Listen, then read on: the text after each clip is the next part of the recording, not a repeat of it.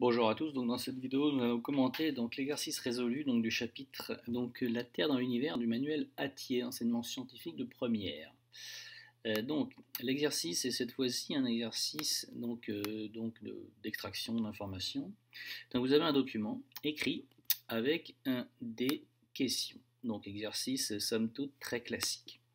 Donc pour faire ce genre d'exercice-là, bien entendu, moi je vous conseille très fortement de lire d'abord les questions pour savoir qu'est-ce qu'on va vous demander, et ensuite donc de lire les documents donc de manière à pouvoir, quand ça fait tilt, surligner une information. Donc extraire de l'information, ça veut dire qu'il va falloir la démarquer. Dans ce texte, tous les mots ne vont pas vous être très importants ou tous utiles. Donc avec un stabilo, vous devez stabiloter quelques éléments importants, quelques éléments que vous estimez importants. L'objectif est que visuellement, quand vous regardez ce document-là après, vous voyez des informations que vous jugez importantes et d'autres que vous jugez moins importantes dans un premier temps.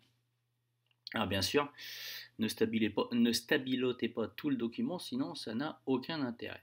Donc l'objectif de cette vidéo n'est pas donc de refaire tout le document, il est de commenter un peu la correction une fois que vous aurez appliqué cette méthode-là.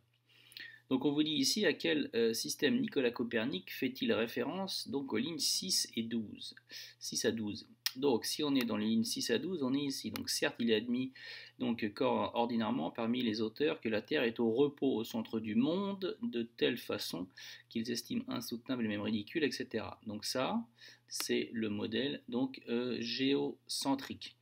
Donc le modèle géocentrique, on place la Terre au centre de l'univers. Donc c'est ce qui était. Alors, si vous le saviez avec Copernic et que vous savez que Copernic, en gros, il a démontré que ce n'était pas ça. Donc vous saviez qu'avant c'était le système géocentrique. Mais là, on vous demandait de vous fixer par rapport au document. Question numéro 2, on vous demandait de trouver une situation de la vie de tous les jours qui corrobore les lignes soulignées. Que faut-il en déduire? Alors on vous dit ici dans les lignes soulignées, donc en effet, tout mouvement,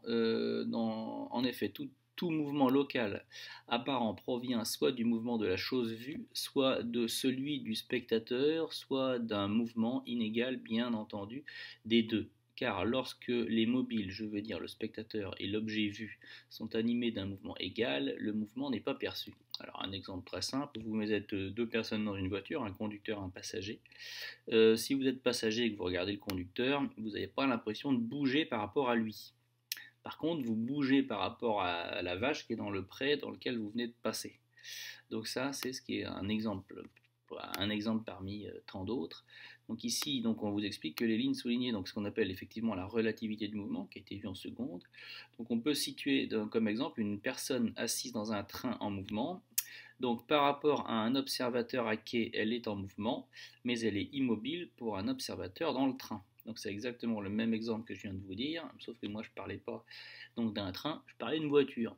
Tout mouvement est défini par rapport au référentiel d'étude. Donc la relativité du mouvement, ça veut dire qu'un mouvement, il doit être décrit par rapport à un référentiel, et que si on change de référentiel, le mouvement peut être décrit de manière différente.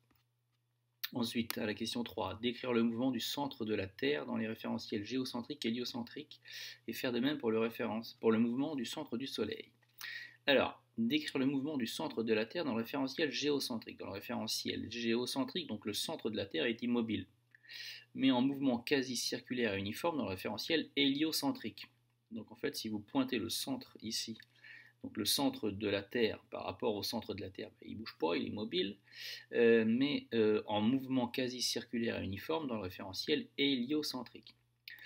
Alors ensuite, on vous demandait le centre du Soleil par rapport au référentiel géocentrique et héliocentrique. Donc le centre du Soleil, il est lui immobile dans le référentiel héliocentrique, puisqu'il ne bouge pas par rapport à lui-même, mais en mouvement quasi circulaire et uniforme dans le référentiel géocentrique.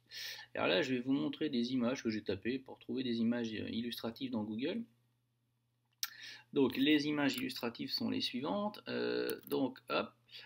Je vais prendre une chronophotographie. Donc si vous avez une chronophotographie assez basique que vous trouvez sur tous les sites. Donc ici vous avez le Soleil au centre, vous avez les positions de la Terre et les positions de Mars. Ça, c'est une image qu'on utilise très souvent pour utiliser en seconde la rétrogradation de Mars en exploitant la relativité du mouvement. Donc si vous faites ça, vous voyez bien que ici le Soleil est au centre, référentiel héliocentrique.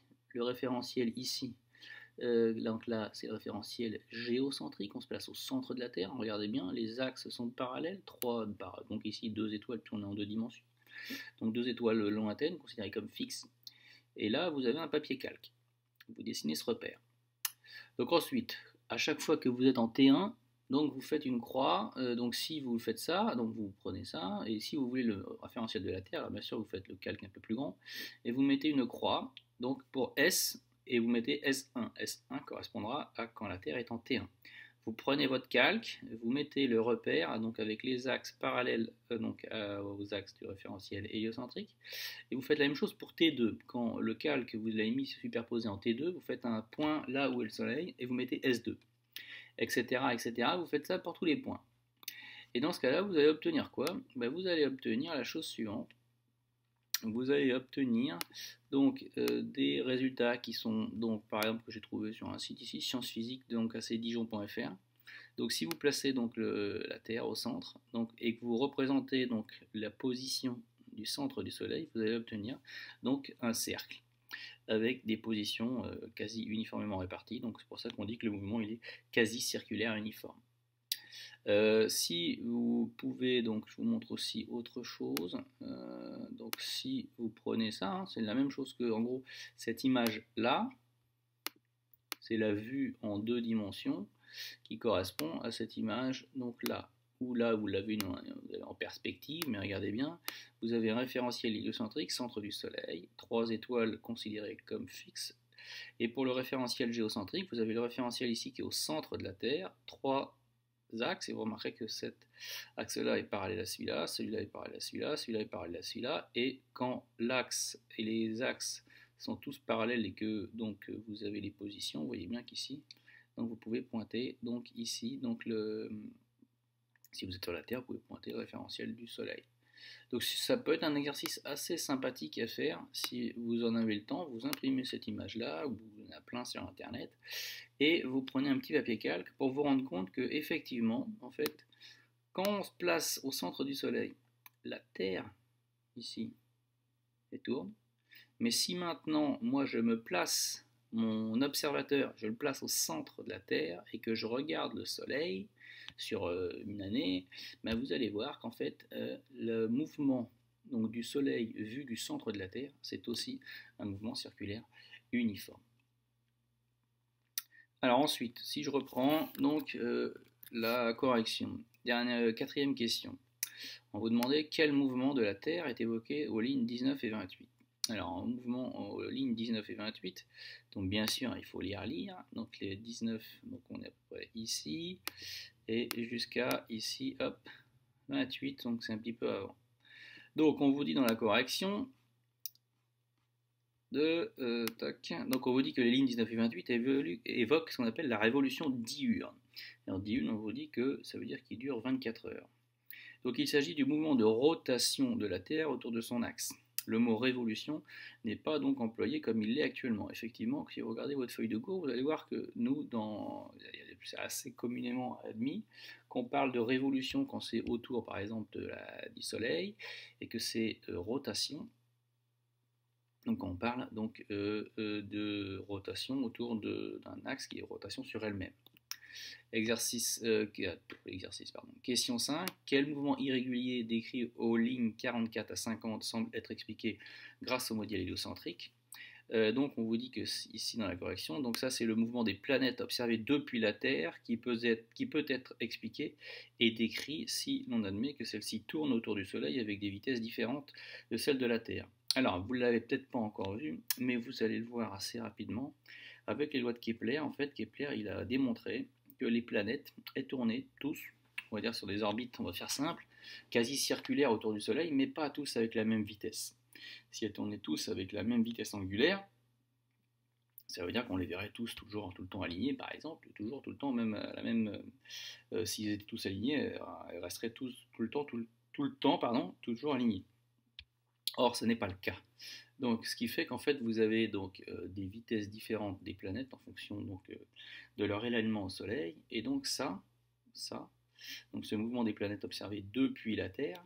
Donc ça peut être expliqué grâce au référentiel de géocentrique. Donc par exemple que la planète donc elle tourne autour du Soleil, mais pour la Terre par exemple vous avez aussi le fait que la Terre tourne sur elle-même. Donc c'est assez compliqué. Ensuite, donc si je vous remontre des images que vous avez vues sur internet, comme celle-là par exemple, ou celle-là que j'ai eue sur ce site-là de AC Dijon. Alors je vous remonte celui de AC Dijon parce que ici vous avez différentes trajectoires donc de Mercure par rapport au centre de la Terre. Alors là on n'est pas sur des trajectoires de Mercure vues de la Terre, puisque là c'est vu du centre de la Terre. Donc si vous vouliez rajouter vue de la Terre, ça veut dire qu'il faut en gros là pointer dans le ciel la position, et ça ne serait pas la même que celle-là, puisque on rajouterait en plus, il y aurait une cause qui serait donc la rotation de la Terre. Donc là c'est bien dans le référentiel géocentrique. Dans le référentiel géocentrique, donc c'est-à-dire qu'on se place au centre de la Terre. Donc là vous avez aussi donc la trajectoire de Vénus, vous avez les trajectoires de Mars avec la rétrogradation bien connue que vous avez dû certainement voir en classe de seconde, et aussi on vous met donc la trajectoire de Jupiter et de Saturne. Donc voilà, j'espère que cette petite vidéo, donc juste de méthodologie et les petites digressions qui vont avec, vous seront utiles.